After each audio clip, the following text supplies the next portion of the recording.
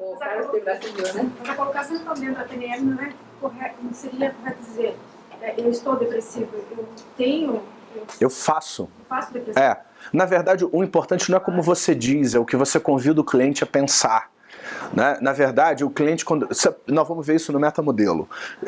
Depressão, ansiedade é uma nominalização, uma substantivação. Quando eu digo assim, eu tenho depressão, pronto, eu parei de pensar. Eu tenho depressão. Quando eu digo assim, eu sou ansioso, eu parei de pensar sobre ansiedade. E mesmo que eu pense, eu não penso nada novo, porque eu já defini, eu sou ansioso. Você se rotula com isso. Agora, quando você diz assim, como você faz isso? Né? A pessoa, ela devolve o nome ao processo. Né? O que é depressão? Por exemplo, o que é depressão? Falar consigo na pior diálogo interno possível. Por exemplo, trazer imagens mentais horríveis de eventos passados, acionar sensações ruins. Então, o que é depressão? Uma série de coisas que eu faço. Né? Então, quando eu digo eu sou depressivo, eu paro de pensar no que eu faço. Eu assumo essa bandeira, sou depressivo. Agora, quando eu compreendo o que eu faço, eu escolho se eu vou continuar a fazer aquilo ou não. Como no caso da Cadê Fernanda, que a gente fez o rrr, né? Ela estava sentindo aquilo sufocando ela. Quando ela fez rrr, e fez diferente, ela deixou de ser aquilo que eu nem lembro mais o que era, né? E ela passou a experimentar outra coisa diferente no lugar. Então, a importância da PNL não é o que você diz, é o que você convida o cliente a fazer. É ele refletir sobre o processo. Porque ele dá um nome, eu sou depressivo, não adianta em nada, ele só piora. Mas quando ele entende como ele se mantém se deprimindo, ele escolhe, eu vou continuar a repetir isso ou eu vou fazer algo diferente. André, na verdade, eu acho que você... Desculpa. Mas quando você passa por esse processo, entende? Tipo, não é... A pessoa não vai falar assim, eu sou um alcoólatra, eu sou um ex-alcoólatra. A questão não é o que ela diz, é o que ela faz. O seu cliente não precisa entender nada, ele tem que decidir se a depressão dele vem de um diálogo interno, de imagens que ele traz e de sensações, ele vai entender, pelo que você vai mostrar, e você vai aprender isso aqui, que ele faz isso. Aí você vai escolher para ele, você vai querer continuar a fazer? Ou você quer fazer algo diferente ao invés de evocar essa voz que te deprime? De trazer essa sensação corporal que está quase te aleijando, né? Ou você quer fazer algo diferente no lugar? Você vai convidar a pessoa a ter experiências diferentes. O nome não é importante. Né? O nome é a coisa menos importante de todas. Como a pessoa vai se chamar, ela pode se chamar de sei lá o quê. Ela pode inventar um nome novo. Não importa. O que importa é ela tirar a coisa de uma nominalização associada à identidade e devolver a coisa ao processo. Ao nível de comportamento. Exatamente, o que ela está fazendo, a sequência, porque aí ela deixa... Porque quando você diz, eu sou deprimido, sou ansioso, sou angustiado, a pessoa para de pensar no que ela está fazendo. Ela fica com essa bandeira. Ansioso, alcoólatra, deprimido. O que é um alcoólatra? É uma pessoa que tem certos comportamentos, sentimentos, padrão de comportamento, vida familiar, social, de distúrbio. Então tem um monte de processos envolvidos. Então não importa se ela vai se chamar alcoólatra ou não. Né? O que importa é que ela precisa interferir nesse processo. Tem um monte de pessoas que não bebem mais, mas continuam alcoólatras. Não por causa do nome, mas porque elas não mudaram a dinâmica ao seu redor. Né? E por aí vai com casos de saúde, uma série de coisas. Na verdade, eu acho que ela tem que desconstruir. Quando ela desconstrói aquele pensamento, ela desconstrói como se fosse uma casa que você pega para fazer uma faxina, você tira tudo do lugar e você tem a oportunidade de estar fazendo de uma forma diferente. Não necessariamente hoje ou amanhã. Né? Sobre aquela técnica, né? O meu pai faleceu dia 2 de dezembro. E assim, o processo foi muito traumático para todo mundo, assim, principalmente para minha filha. Ela chora muito, constantemente, assim. E ela sempre falava, eu quero que meu avô volte, tudo, né? E aí teve um dia que ela estava chorando muito, muito, e eu peguei e fiz a técnica com ela. Aquela que você fez comigo. E aí ela sempre pedia para ele voltar, para ele voltar, para ele voltar. E chorava sempre, assim, tipo, cada 2 dias ela estava chorando. E assim, faz mais de 20 dias que ela não chora mais. Olha que coisa boa. O que você fez? Você convidou ela a processar na mente dela de outra maneira. Aí eu peguei e perguntei pra ela, assim, né? Casualmente, assim, a gente tava almoçando, eu falei, você, Dani, como que tá seu avô, né? olha, eu sinto saudade dele, mas eu não quero mais que ele volte. Por quê? Porque o mal-estar tinha a ver com uma sequência de coisas que ela estava já repetindo na cabeça dela. E você ajudou ela a sair dessa sequência e experimentar outra coisa. Agora imagina se você vai a um terapeuta e diz assim, sua filha está com depressão infantil. Né? Olha só, depressão infantil, né? E no entanto você com um negócio que mudou as submodalidades, você fez ela processar, e ela tem saudades ainda, mas ela não processa com aquela mesma sequência. Então voltando à pergunta que ela fez, né? Tem a ver com a sequência. Então na PNL o importante é você convidar a pessoa a perceber a sequência, e quando a gente faz essa brincadeira do nada mais é do que fazer a pessoa se dar conta de que ela tem escolhas, né? Ela continua lidando com o luto dela, né? Nós, inclusive, vamos aprender uma técnica de luto e tal aqui no módulo de saúde. Ela continua lidando com o luto, só que ela está lidando com isso de uma forma muito mais saudável, de uma forma muito mais positiva. E eu estou gastando bastante tempo nessa história da identidade, porque toda mudança verdadeira é uma mudança no nível de identidade, crenças e valores. Daqui para cima, né? É muito importante na hora que você estiver trabalhando técnicas e levando o cliente a um processo de mudança, que você trabalhe bem o senso de crenças, valores e identidade. Isso aqui embaixo é importante. Na verdade, tudo é importante. Mas principalmente crença, valores e identidade é uma coisa muito importante. E muitas pessoas se associam negativamente a intenções positivas, que são valores que ficam distorcidos por estereótipos, e também a crenças, algumas crenças específicas, locais e tal, que não são adequadas a outros contextos específicos, e adquirem também um senso de identidade que é limitante. Essa é a grande questão.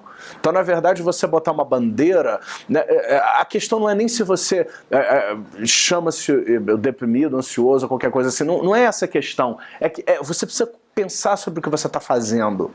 Porque depressão não é algo que você tem, não existe depressão. Depressão é um nome, ansiedade não existe. Não existe ansiedade. Ansiedade é uma coisa que você faz. Vocês sabem quem mais me mandam clientes hoje? São médicos e psiquiatras. Por quê? Porque eles medicam menos as pessoas quando mandam as pessoas para mim. Porque os clientes ficam menos ansiosos, ficam menos angustiados, e alguns remédios psiquiátricos levam 3, 4 meses para fazer efeito. Então quando eles começam a fazer PNL junto com isso, na hora que o remédio começa a fazer efeito é quando ele já está desmamando o cliente do remédio, antes do remédio fazer efeito. Então tem vários médicos, psiquiatras, que me mandam clientes com distúrbio. Um colega, um médico lá de Niterói, acabou de me mandar um e-mail ontem, dizendo que vai me mandar um cliente psicótico que toma remédio controlado, não tem surto nem nada disso, mas que ele acha que justamente ele precisa aprender a se libertar do remédio, que ele percebe que esse cliente ele não precisa mais ficar preso àquilo, que o remédio acalma a psicose dele, mas ele acredita que o cliente pode aprender a reagir de outra maneira e não ficar só dependente do remédio, para que ele possa justamente desmamar do remédio, diminuir a dose, dar outros medicamentos mais tranquilos. Ele acabou de me mandar um e-mail ontem a respeito disso, que está me encaminhando um cliente psicótico esses dias. Ele falou, pode ficar tranquilo, que ele deu um surto. Eu falei, não, sem surtar também não tem problema não tem problema não. Então, e só antes do coffee break, além da identidade, é o que vai além da gente, é um outro nível, além da identidade. O que é além da identidade? É qualquer coisa que transcenda a você. E aí tem muitos mapas diferentes sobre o que isso significa. Além da identidade pode ser o sistema, o todo, a sociedade, o planeta, o universo. Tem a ver com as crenças religiosas também. Religiosas, cada um vai ter um mapa do que isso significa. Mas existem coisas que transcendem ao eu, isso é fato. Né? Existe um sistema, existe um planeta. Hoje em dia já se sabe que existe um todo. Por exemplo, uma das coisas mais importantes que vocês, enquanto profissionais, precisam aprender é a espiral dinâmica. Nós vamos ensinar isso aqui na nossa formação em coaching. Né? Mesmo quem não vai fazer essa formação, devia assistir essa aula, porque é isso que é a coisa que faz você dar o tratamento, a abordagem certa para o cliente certo. Senão você trabalha com todo mundo igual, da mesma maneira, e você não tem um resultado eficiente. Aí alguns respondem ao que você faz e outros não respondem. Justamente a espiral dinâmica nos faz perceber que existe um nível de consciência onde você tem consciência do todo e da diversidade que existe no mundo. E você tem que levar isso em consideração. Já se sabe que se o ser humano continuar a ignorar o todo que transcendem aos egos, às nações e aos indivíduos, não vai ter humanidade no futuro. tudo. Isso já foi um estudo estatístico feito que até o Dan Brown explorou naquele livro que se passa em Florença e tal, o último que ele escreveu, né, do Robert Lang, do Inferno. Justamente isso, com um cara lá obcecado com essa ideia de que ele tinha que dar um jeito, já que a humanidade não estava se dando conta que tinha que se autopreservar, ele ia dar um jeito na história, né? Então, mas isso é com base num estudo muito sério. Você tem que ter uma percepção da diversidade do todo, daquilo que vai além de você.